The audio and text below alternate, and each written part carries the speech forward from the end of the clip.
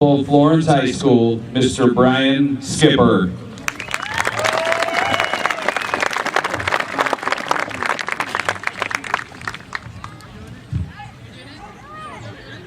Good afternoon.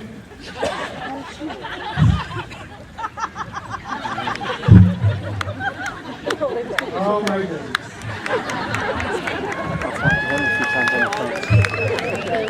You should set your sights a little higher than that. Anyway, I get to introduce our speaker today. It's a great privilege to do so. The youngest of 5 children, Kevin Grantham grew up in rural southeastern Colorado farming community in Crowley County. He was taught the importance of honesty, integrity, and faith in God from an early age. Other than spending time with his wife Caroline and 2 children, Rachel and Justin, Mr. Grantham enjoys being involved in his church and the Lions Club. After graduating from Liberty University in Lynchburg, Virginia, Mr. Grantham returned to Ordway, Colorado. Upon his return to Colorado in 2009, Kevin Grantham graduated from the leadership program of the Rockies as he worked in real estate sales and appraisals. Mr. Grantham was elected to the local city council from 2007 to 2010. At the same time, he also served as the chairman of the Fremont County Republican Central Committee. This experience and lifelong commitment and belief system of making Coloradoans' lives better led Kevin Grantham to run and later be voted into Colorado State Senate, which he is now, in what I learned today, his 4th year of his 4-year term. In addition to being involved in politics and real estate over his lifetime, Kevin Grantham has been a hog farmer, a sports reporter, onion processing plant employee, highway construction crew worker, restaurant employee, and manager. Makes him a fairly well-rounded individual. Ladies and gentlemen, our state senator, Kevin Grantham.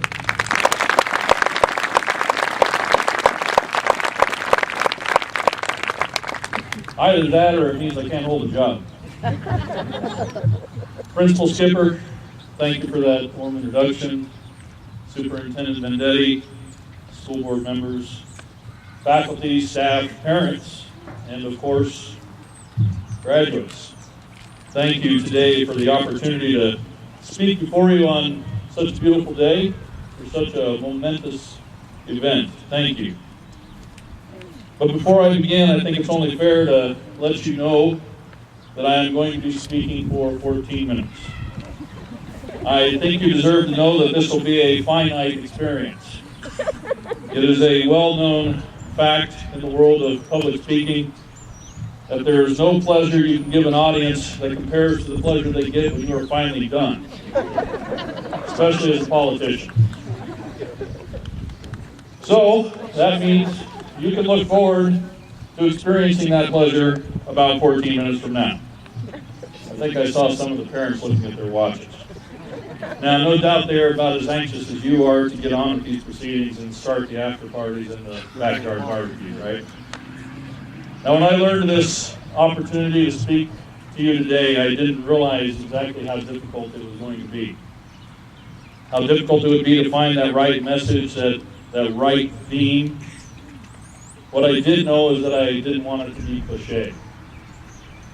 You know those ones I'm talking about, those tired old cliches that you hear at events such as this from speakers such as me. Listen to your inner voice.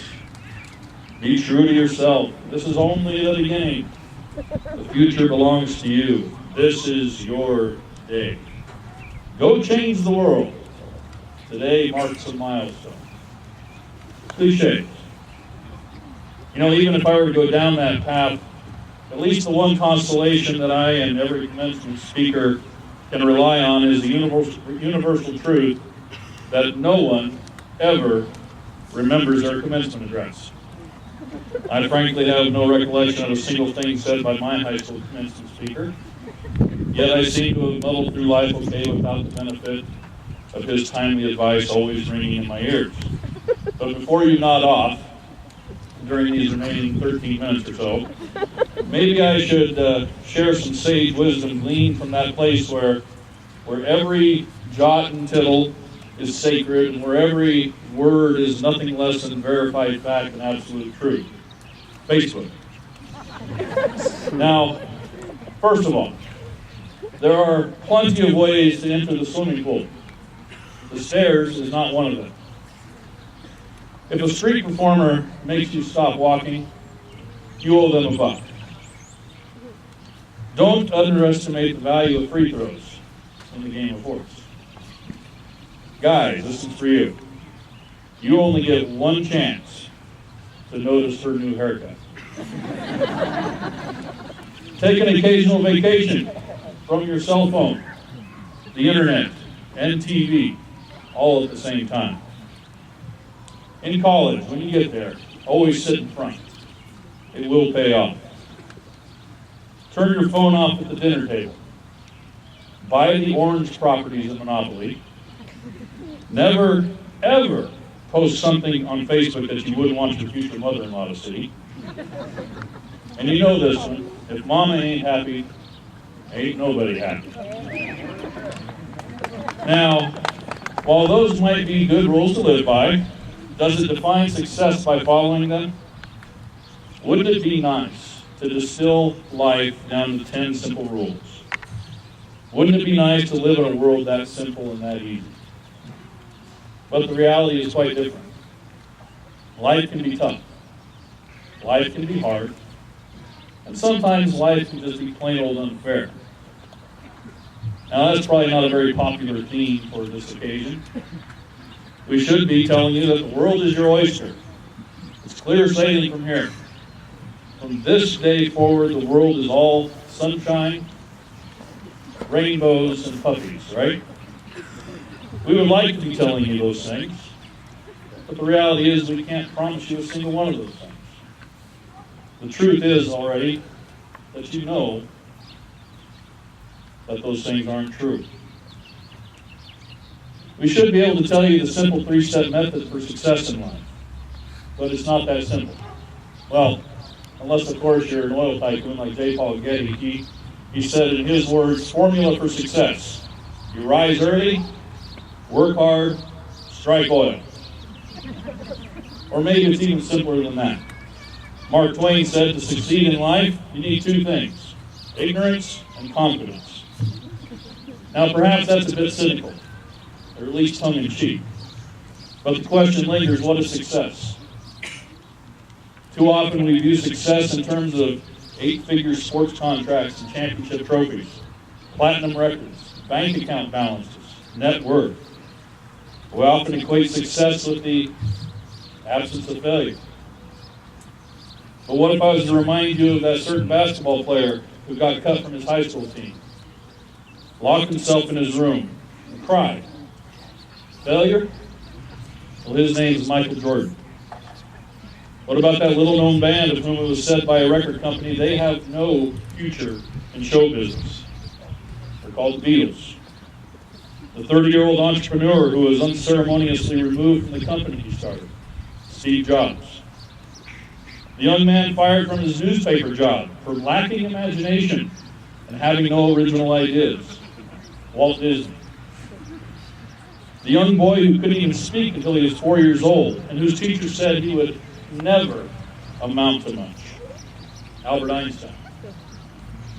What is that thread of commonality that binds their stories together?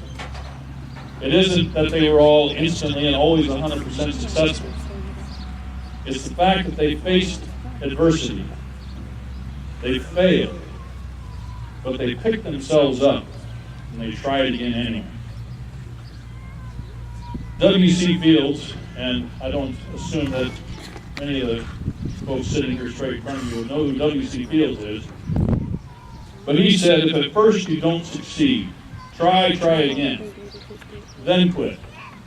There's no point being a fool about it. On the other hand, though, I think I would rather listen to that wisest of sages and the most eminent philosopher of our lifetime, Rocky Balboa. Life's not about how hard a hit you can give, it's about how many you can take and still keep moving forward. Every single person we deem to be a success did not rise there atop an unobstructed mountain of trophies, wins, and accolades. The foundation of their success is built on the ugly ruins of multiple failures and defeats, but they never quit. However, we must resist that temptation to measure our own success by comparing ourselves to the achievements of others. Are we successful only if we become professional athletes, or a billionaire entrepreneur, or a genius in physics and mathematics? I don't think so. Or at least I hope not. How many at the end of their lives look back on it and say, if only I had won one more championship? If only I had signed one more record contract? If only I had invented one more iPhone something or other? None. For a life to have success, it must value the things that actually have, well, value. Things that have value have it intrinsically. Their value is self-evident. Whether you're a child, a young adult, or if you're long in the tooth, they have value. Whether you're in Florence, Colorado, or whether you're in Washington, D.C., these things have value. Things like faith. And I'm not speaking only of religion. Faith can be manifested in many ways. You may have faith in yourself, but we call that confidence. No, I'm talking about faith in something or someone other than yourself. You need others. It could be your parents. It could be your teachers. It could be a coach, counselor, a boss, or yes, even faith in God. It is faith that can be that guiding light that helps you weather the storm when you feel lost, alone, beaten, when you feel like a failure. Faith is that thing that keeps you getting up after being knocked down. Faith has value. And family, whether it's your parents, your siblings, someday your spouse, your kids, even grandkids, family retains value. Even if you don't particularly like them. Guess what? You're stuck with them. But they love you. Now sometimes they don't even know why, but they do. When the chips are down, family is there to help pick them up. Something you might want to remember, ladies, you're never too old to need mom. And guys, as time passes, Dad just keeps getting smarter and smarter. I know this sounds a little crazy, but you'll see. And all of you, spend time with your grandparents now. When you're my age, I wish you could. Value your family. And friends. Again, the wisdom of Facebook tells us that good friends don't judge you or ask a lot of questions. Great friends help you bury the body and never speak of it again. Now, you no doubt have many friends sitting here with you today, and you will go on from here and make more friends at college. But throughout your life, you will have those close friends with whom you will have that bond that is unshakable. Those who would do anything for you and you for them. Your David to their Jonathan. Your Thelma to their Louise. Your Rocky to their Bullwinkle. Your Phineas to their Ferb. The kind of friend that says yes when you ask them, do you want to build a snowman? Value that friendship. And finally, freedom. Deep within each and every one of our souls is that cry for freedom. We long for it, we cry out for it, and we should jealously guard it and fight for it. We are gifted like no other country on the face of the earth, and you are the heirs of 238 years of the grandest experiment in freedom and liberty ever devised. A freedom so valuable that the rights declared in 1776, the right to life, liberty, and the pursuit of happiness, were deemed worthy to fight and die for. So much so that one of the founders exclaimed, "Give me liberty or give me death." Many of those who first put their signatures to that declaration literally put their lives, their fortunes, and their sacred honor on the line. Value that inheritance. Value that legacy. Value freedom. And when you're in your twilight years, and you're looking back on the success that is your life, and this day here is nothing more than a hazy and a foggy memory, if that. It won't be because you have a great stock portfolio. It won't be because you have a hefty bank account. It won't be because of a championship ring. It will be because you invested in what matters. It will be because you value what actually has value. Your faith, your family, your friends, your freedom. Value them. Invest in them. I can't promise you a life free of failure. I can't promise you a life without hardship. I can't promise you that buying the orange properties at Monopoly will guarantee winning the game.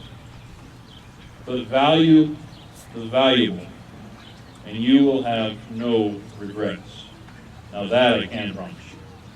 Congratulations, class of 2014. God bless. Go Huskies.